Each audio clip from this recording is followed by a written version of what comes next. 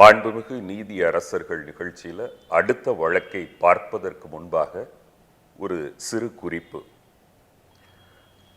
ஒரு செருப்பு தயாரிக்கக்கூடிய நிறுவனம், அந்த நிறுவனம் வெளிநாட்டில் ஒரு குறிப்பிட்ட இடத்துல தன்னுடைய கிளையை திறப்பதற்கு எண்ணுது. அப்போ இங்கிருந்து ஒரு நபரை அந்த இடம் எப்படி இருக்கு, விற்பனை எப்படி இருக்கும் அப்படின்னு பரிசோதிக்கிறதுக்காக அனுப்புது. அந்த நபர் அங்கே போறாரு. அங்கே உள்ள மனிதர்கள் எல்லாம் வலிமையானவர்களாக இருக்கிறாங்க, ஆண்கள், பெண்கள், குழந்தைகள், முதியோர்கள் எல்லாரும். அப்போ அவர் தன்னோட ரிப்போர்ட்டை கொடுக்குறாரு. அவங்களுடைய கால்கள் ரொம்ப வலிமையாக இருக்கு. என்ன சொல்லப்போனால் காலினுடைய அடியில் இருக்கக்கூடிய தோல் பகுதியில் முள் கூட ஏற மாட்டேங்குது. அந்த அளவுக்கு அவங்க வலிமையானவர்களாக இருக்கிறாங்க. அவங்களுக்கு செருப்பெல்லாம் தேவையே இல்லை அப்படின்னு சொல்லிடுறாரு. அதுக்கப்புறம் அந்த நிறுவனம் சில ஆண்டுகளாக அந்த இடத்துல தன்னுடைய பிரான்ச்னு சொல்லக்கூடிய கிளையை திறக்கலை. திரும்ப ஒருத்தரை அனுப்புகிறாங்க. அவர் போய் பார்க்குறாரு. பார்த்துட்டு அவர் சொல்கிறாரு, இந்த ஊரில் யாருமே செருப்பு போடலை, அதனால ஆண்கள், பெண்கள், குழந்தைகள், முதியோர்கள் எல்லாருக்கும் நாம் செருப்பு விற்க முடியும், மிகப்பெரிய வாய்ப்பு இங்கே இருக்குது அப்படின்னு சொல்கிறார். இப்போது ஒரு விஷயத்தை எப்படி பார்க்குறோம் அப்படின்றது தான். நாம் மனசோடு பார்த்தோன்னா வாய்ப்பு உண்டு, நாம் மனசில்லாமல் பார்த்தோன்னா இருள் தான் இருக்கும். அப்படி நீதிமன்றம் ஒரு வழக்கை சந்திக்குது. ஜீவனாம்சம் தர்றதுக்கு கணவனுக்கு மனசு இல்லை. அப்போ மனைவி மேலே அபாண்டமான ஒரு பழியை சொல்லணும். என்ன பழி சொல்லலாம்? அந்த பெண் இன்னொருத்தரோட வாழ்ந்துட்டு இருக்கா, அவரையும் சாட்சியாக கூப்பிடணும். இதை மாதிரி ஒரு பழியை முன்வைக்கிறார். இந்த வழக்கை நீதிமன்றம் எதிர்கொண்ட விதத்தை இப்போ நாம பார்க்கலாம்.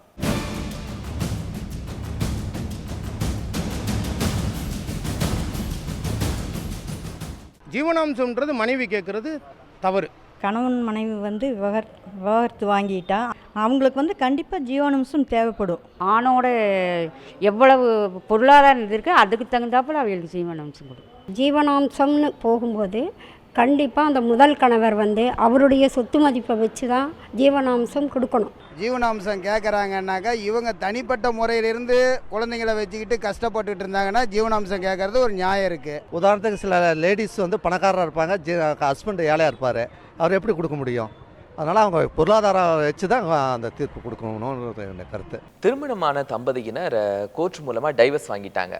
இந்த சூழல்ல மனைவி ஜீவனாம்சம் கேட்டு கணவனுக்கு மேல ஒரு வழக்கு தொடக்குறாங்க. கணவர் என்ன சொல்றாருன்னா, மனைவி இன்னொருத்தர் கூட வாழ்றாங்க, அவரையும் ஒரு கட்சியா சேர்க்கணும் அப்படின்னு சொல்றாரு.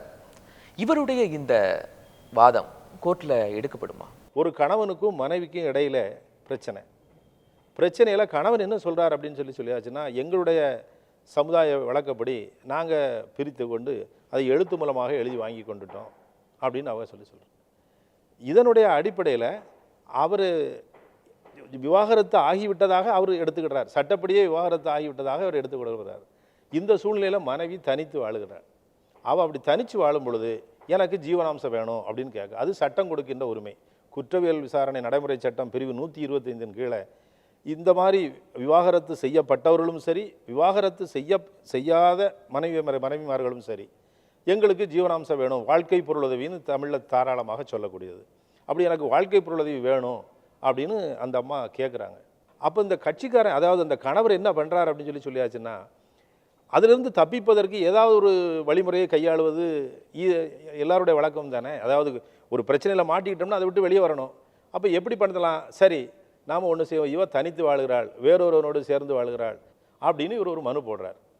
இந்த மனு விசாரணைக்கு வருகிறது. அப்போ நீதிமன்றம், நமது மாண்புமிகு நீதியரசர் தேவதாஸ் அவர்கள் மிக அழகாக பிரிவு 125 குற்ற விசாரணை நடைமுறை சட்டம் பிரிவு 125 1, 2, 3, 4ன்னு அதில் 4 உட்பிரிவுகள் இருக்கிறது. அந்த 4 உட்பிரிவுகளையும் எடுத்து ஒன்றுக்கொன்று என்னென்ன வித்தியாசம், இதை எப்படி நீங்கள் பகுத்தாய வேண்டும்னு எடுத்து கடைசியில் கீழ்மை நீதிமன்றம் சொன்னது தான் சரி. ஒரு பெண்ணை அவமானப்படுத்துவதற்காக இப்படிப்பட்ட குற்றச்சாட்டுகளை யார் வேணாலும் சொல்லிடலாம்.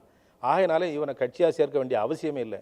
ஜீவனாம்சம் கொடுக்க வேண்டியது ஒரு கணவனுடைய கடமை, அதனால் நீ கொடுக்கணும், அதனால் அவங்க கட்சியும் தேவையில்லை அப்படின்னு சொல்லி அந்த மனுவை தள்ளுபடி பண்ணிட்டாங்க.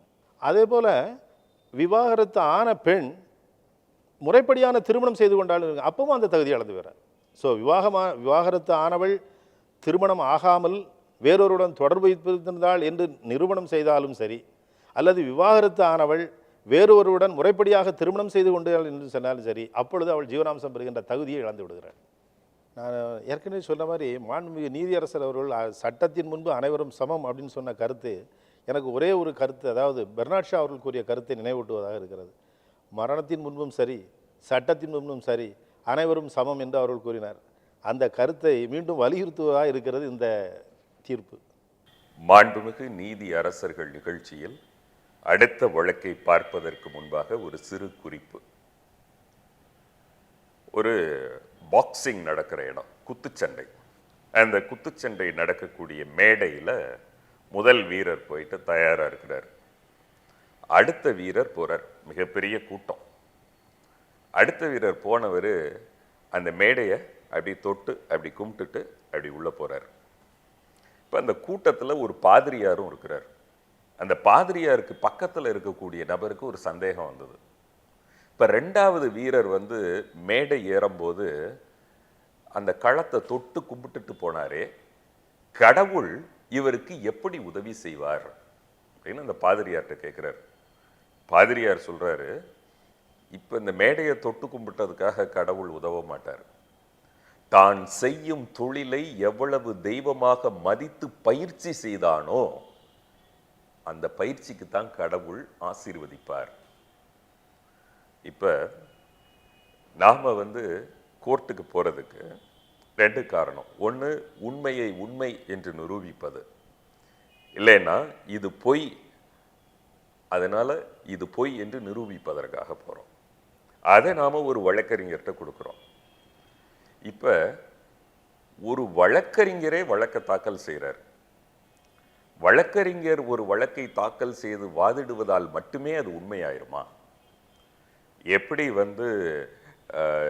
செய்யும் தொழிலை தெய்வமாக மதித்த நபருக்கு கடவுள் ஆசீர்வதிப்பாரோ அதை மாதிரி வழக்கறிஞரே ஒரு வழக்கை தொடுத்தாலும் கூட அதில் உள்ள உண்மையின் சாரத்திற்குத்தான் நீதிமன்றம் செவிசாய்க்கும் என்பதற்கு உதாரணமான ஒரு வழக்கை இப்போ நாம் பார்க்க போகிறோம். ஒரு விவாகரத்து வழக்கில் ஜீவனாம்சம் கோரி மனு தாக்கல் செய்கிற போது கணவன் மனைவி 2 பேருடைய பொருளாதார நிலையை கணக்கில் எடுத்துக்கொள்ள வேண்டுமா? இது குறித்து மக்கள் என்ன நினைக்கிறாங்க? ஜீவனாம்சம்னு ஒன்று கொடுக்கக்கூடாது. ஏன்னா பெண்ணை அவங்க டைவர்ஸ் பண்ணிட்டான்னா அந்த பெண்ணுக்கும் கணவனுக்கும் எந்த சம்மந்தமும் இல்லை அப்படி தான் சொல்லணும்.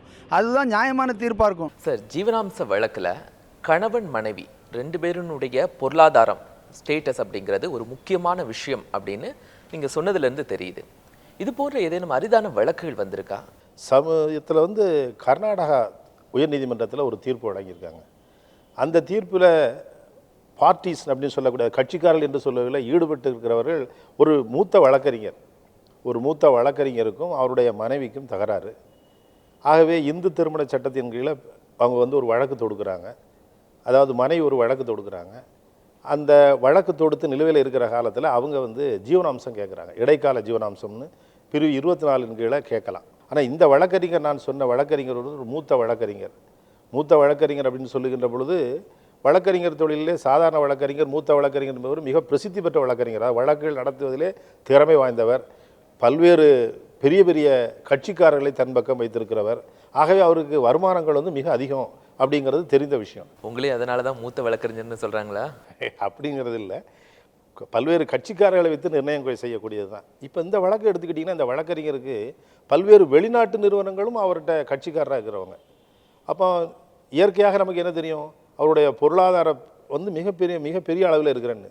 மிகப்பெரிய அளவில் அவர் மட்டும் இருக்கிறாரு இல்லை, அவரோடு சப்போஸ் அவருடைய மனைவியும் சேர்ந்து வாழ்ந்தாங்கன்னா அவருடைய வாழ்க்கை தராதரத்தை உபயோகிச்சு பாருங்கள். இவர் ஒரு காரில் போனால் அந்த அம்மா ஒரு காரில் போகும், இவர் ஒரு பெரிய தியேட்டருக்கு போனால் அவர் அந்த அம்மா ஒரு பெரிய தியேட்டருக்கு போவாங்க. அவங்க பிள்ளைகள்லாம் பெரிய பெரிய ஸ்கூலில் படிக்கும். இல்லை, இந்த இடத்துல எனக்கு ஒரு சந்தேகம் வருது. என்னன்னா, அந்த மனைவிக்கு ஜீவனாம்சம் கொடுக்குறாங்க, அவங்களுக்கு குழந்தைகள் இருக்காங்க. ஸோ அந்த குழந்தைங்களுடைய கல்விக்கும் கொடுக்க வேண்டியது வருமா? இல்லை, கண்டிப்பாக. அதாவது குழந்தைகள் இருந்தால் குழந்தைகளுக்கும் கண்டிப்பாக ஜீவனாம்சம் பொருளுதவி கொடுக்க வேண்டும் என்பது சட்ட கட்டாயம். ஆனால் கொடுக்க கடமைப்பட்டவர் என்கிறதை விட எவ்வாறு அந்த தொகையை நிர்ணயம் செய்வது, அதுதான் இதில் ரொம்ப முக்கியம். தொகையை நிர்ணயம் செய்வது என்பது அவளுக்கு சம்பாத்தியம் வருதுங்கிறது இல்லை. சப்போஸ் அவங்க ஒரு சின்ன டெய்லர் கடையில் இவரை விட்டு பிரிஞ்சுட்டாங்க. பிரிஞ்சுட்டு சாதாரண ஒரு டெய்லர் கடையில் வேலை பார்க்காங்க, அல்லது ஒரு சின்ன ஸ்கூலில் டீச்சராக வேலை பார்க்காங்க அப்படின்னு அவங்களுடைய ஸ்டேட்டஸ் வந்து என்ன சாதாரண டீச்சர் தானே. ஆனால் இவருடைய மனைவிங்கிற அந்தஸ்துன்னு இழக்கலை. ஏன்னா இன்னும் வழக்கு முடிஞ்சாதான் இவர் ஒருவேளை விவாகரத்து வழக்காக இருந்தால் அந்த விவாகரத்தினுடைய உறவு விவாகங்கிற உறவு முறிந்தால் வேணால் அந்த ஸ்டேட்டஸ் போகும். இந்த மாதிரி வழக்குகளில் நிச்சயமாக அவங்களுடைய பொருளாதார பின்னணி, சமுதாயத்திலே அவர்களை எவ்வாறு பார்க்கிறார்கள் என்கின்ற பின்னணி, இதெல்லாமே கன்சிடர் பண்ணுவாங்க. இது என்ன இன்னொருன்னா, வருடங்கள் போக போக அந்த ஜீவனாம்சத்தினுடைய அந்த காசு அமௌண்ட் அதிகமாவதற்கான வாய்ப்பு கூடுதல் கேட்கலாம். அதுக்கும் சட்டத்தில் வழிவகை இருக்கிறது. அதாவது நிரந்தர ஜீவனாம்சம் நீங்கள் கேட்டீங்க இல்லையா, நிரந்தர ஜீவனாம்சம் முடிந்த பிறகு இப்போ நம்மமே சாதாரண இப்போ சென்ட்ரல் பே கமிஷன் வந்தாச்சு, எல்லாருக்கும் குறைந்த தொகை வந்து 18,000 ரூபா தொகை அப்படின்னு சொல்லிட்டாங்க. அப்போ ஒரு கணவருடைய சேலரி கூடும்பொழுது அவளுக்கும் அந்த வாழ்க்கை தரம் உயர வேண்டும் இன்றைக்குள்ள பொருளாதார சூழ்நிலையில். அப்போ அவளும் அதுக்காக கேட்கலாம். அதுக்காக மனு போட்டு முன்னாலே எனக்கு ஜீவனாம்சம் இவ்வளோ நிர்ணயம் பண்ணீங்க, இன்றைக்கி விலைவாசி உயர்வு கூடிவிட்டது, விலைவாசி உயர்வு கூடிவிட்டு அவருக்கு சம்பளம் கூட்டிட்டு அவளுக்கு வருமானம் கூட்டிட்டு அதனால் எனக்கும் கூட்டணும் அப்படின்னு சொல்லி கேட்கலாம். கேட்டால் நீதிமன்றம் அதையும் பரிசீலனைக்கு எடுத்து அதற்கு தகுந்தாற் போல் உத்தரவிடும். இந்த வழக்கில் சம்பந்தப்பட்டவர் ஒரு வழக்கறிஞராக இருந்த பிறகும் கூட அவருக்கு சாதகமாக இல்லாமல் அவருடைய மனைவிக்கு சாதகமான ஒரு அருமையான தீர்ப்பை கொடுத்த அந்த மாண்புமிகு நீதியரசர் பேர் என்ன? கர்நாடக மாநிலத்தைச் சேர்ந்த ராம் மோகன் ரெட்டி அப்படிங்கிற நீதியரசர் தான் இந்த தீர்ப்பை வழங்கியிருக்காங்க.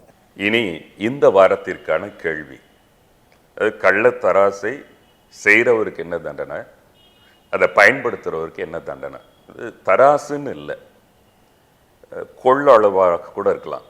இப்போ மண்ணெண்ணெய் 1 லிட்டர் 2 லிட்டர்னு அளந்து ஊற்றுறாங்க, இல்லை நீட்டல் அளவையாக இருக்கலாம், ஒரு துணியை எவ்வளோ மீட்டர்னு அளக்குறாங்க அது மாதிரியாக இருக்கலாம், எந்த அளவாகவும் இருக்கலாம். இப்படி எடை போடக்கூடிய இந்த கருவியை தவறாக பயன்படுத்துகிற நபர், அப்புறம் எடை போடக்கூடிய இந்த கருவியை தவறாக செய்து வேணும்னே விற்கிற நபர், இவங்களுக்கு இந்திய தண்டனை சட்டம் பிரிவு 264 பிரிவு 267 தண்டனை குறிக்கப்பட்டிருக்கு. என்னன்னா, ஓராண்டு வரை நீட்டிக்கக்கூடிய சிறை தண்டனை அல்லது அபராதம் அல்லது இது இரண்டும் சேர்த்து கொடுக்கப்படணும் என்று சொல்லியிருக்கு.